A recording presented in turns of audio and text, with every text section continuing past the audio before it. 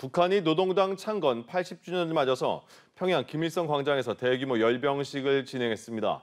야간에 열린 열병식에서는 최신형 대륙간 탄도미사일 화성 20형과 극초음속 단거리 탄도미사일, 또 자폭 무인기 발사 차량을 비롯한 신무기가 대거 등장했습니다. 지성님 기자입니다.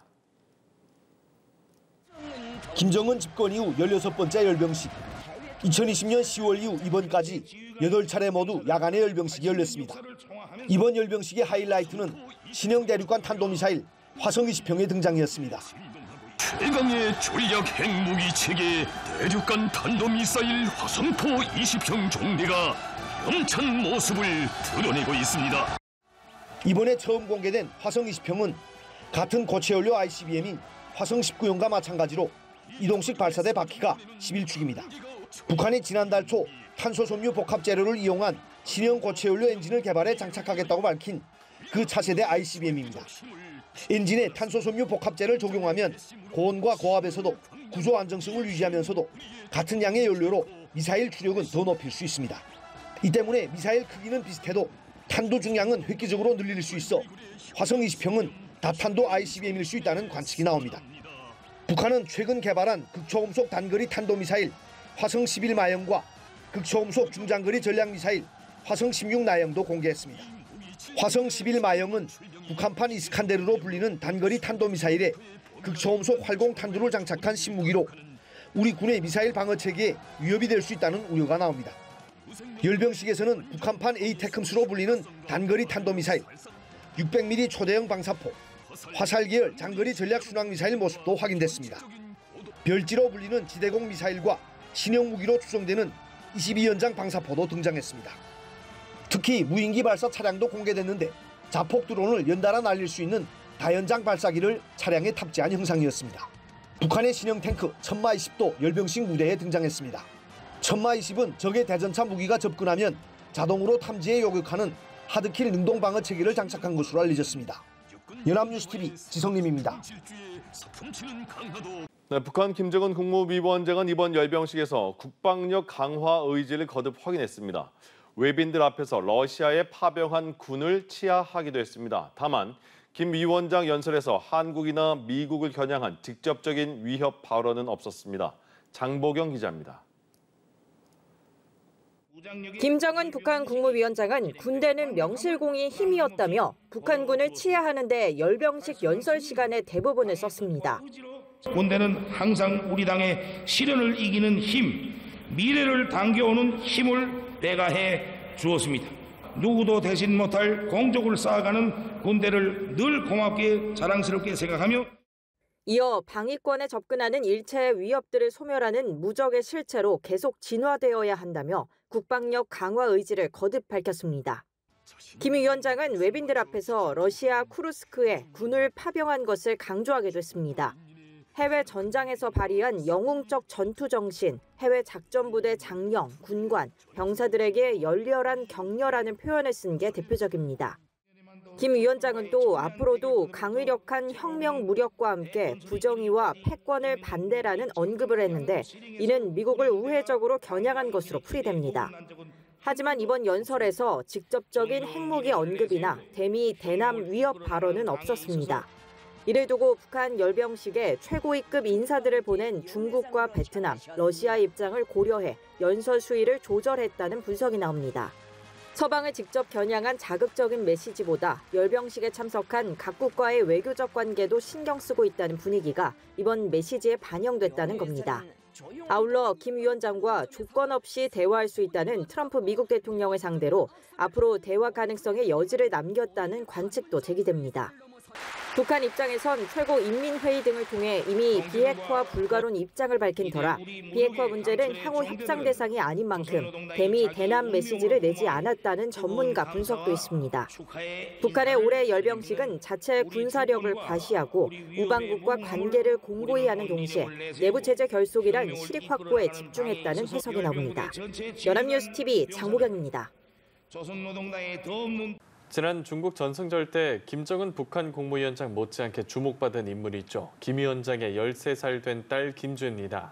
김 위원장에게는 딸뿐 아니라 아들도 있다는 설이 있지만 현 시점에서는 김주애가 북한 최초의 여성 지도자가 될 수 있다는 관측이 나옵니다. 박수주 기자입니다. 베이징역에 도착한 1호 열차에서 김정은 위원장 바로 뒤에 내린 사람은 다름 아닌 딸 김주애였습니다. 있는 자리가 곧 서열을 의미하는 북한 의전 체계를 고려할 때 13살 김주애의 지위를 짐작할 수 있는 대목입니다. 통일부에 따르면 김주애가 처음 모습을 드러낸 2022년 11월 이후 올해 9월까지 약 3년간 식별된 공개 활동은 모두 46차례. 이 중 군사 분야가 29차례로 대부분을 차지했습니다. 여기에 김 위원장이 집권 후 처음 나선 다자 외교 무대에도 데려가면서 김주애가 현 시점 가장 유력한 후계자라는 관측에 무게가 실리고 있습니다. 하지만 김 위원장에게 아들이 있고 진짜 후계자는 아들일 것이라는 주장도 꾸준히 제기되고 있습니다. 박지원 전 국정원장과 북한 외교관 출신인 태영호 전 의원은 최근 김주애에게 오빠나 남동생이 있을 가능성을 언급했습니다. 국정원은 8년 전 국회에 김 위원장이 2010년 첫째 아들, 2017년 셋째 자녀를 갖게 된 것으로 추정된다고 보고하기도 했습니다. 하지만 김주애의 존재를 처음 세상에 알린 전 미국 농구 선수 데니스 로드먼 등 김 위원장을 만난 외부인들은 모두 아들에 대해 보거나 들은 적이 없다고 해 근거가 부족하다는 반론도 있습니다. 2018년에 문재인 대통령이 김정은 총비서를 만나는데 그 당시 김정인 총비서 뭐라고 얘기를 하냐면은 내게도 딸이 있는데 딸 세대계까지 핵을 머리에 이고 살게 하고 싶진 않다. 아들이 있다면은 김정은이 내게도 자식이 있는데 자식 세대계까지 이렇게 얘기를 했겠죠. 그러니까 2017년생 자식도 딸이라는 거죠. 김 위원장은 현재 40대 초반의 나이로 후계 구도는 좀 더 두고 볼 필요가 있다는 지적도 나옵니다. 연합뉴스TV 박수주입니다. 이번 김정은 북한 국무위원장의 방중 일정엔 12살 남짓한 딸 주애도 함께했는데요.天安門 광장 송로엔 오르진 않았지만 첫 다자 무대에 나선 김 위원장과 동행한 것만으로도 시선을 모았습니다. 시진핑 중국 국가주석을 비롯한 국제사회에 차기 후계자로서 눈도장을 찍은 것 아니냐는 해석이 나옵니다. 김민아 기자입니다. 전용 열차로 베이징역에 도착한 김정은 북한 국무위원장. 마중 나온 중국 공산당 고위 간부들의 환대를 받는 김 위원장 뒤로 앳된 얼굴의 소녀가 서 있습니다. 어른처럼 남색 바지 정장 차림에 고급 시계도 찼지만 다소 경직된 모습은 숨길 수 없습니다. 2013년생으로 추정되는 김 위원장의 딸 주애입니다. 지난 2022년 11월 화성 17형 시험 발사 현장에서 처음 모습을 보인 이후 김 위원장의 주요 일정마다 빠짐없이 함께해왔습니다. 이 때문에 김정은의 뒤를 이을 후계자로 낙점된 것 아니냐는 분석이 제기됐는데 첫 다자 외교 무대까지 동행하며 후계자 신고식 가능성에 무게를 실은 겁니다. 국제사회의 4대 세습을 예고하고 시진핑 주석에게 북한의 새로운 후계자로서 눈도장을 찍기 위한 의도라는 해석도 뒤따랐습니다. 다만 김주애는 열병식이 치러진天安門 막루에는 등장하지 않았습니다. 북중러 정상이 한데 모여 삼강연대를 과시하는 자리인 만큼 이들에게 쏠릴 관심을 분산시키지 않기 위해 공식 무대에는 오르지 않은 걸로 보입니다. 각국의 수반들만 참석을 했죠. 그 배우자들이나 이런 사람들이 또는 가족들이 참석하지는 않았기 때문에 김주애의 불참은 애고된 것이었다. 그동안 대부분의 방중 일정에 동행했던 부인 리설주의 모습은 이번에 드러나지 않았지만 김정은의 동생 김여정 부부장은 리셉션과 북러 회담에서 포착됐습니다. 김정은의 입으로 통하는 김여정 부부장을 대동한 건 북중 관계 개선을 꾀하려는 목적 아니냐는 관측도 나옵니다. 연합뉴스TV 김민아입니다.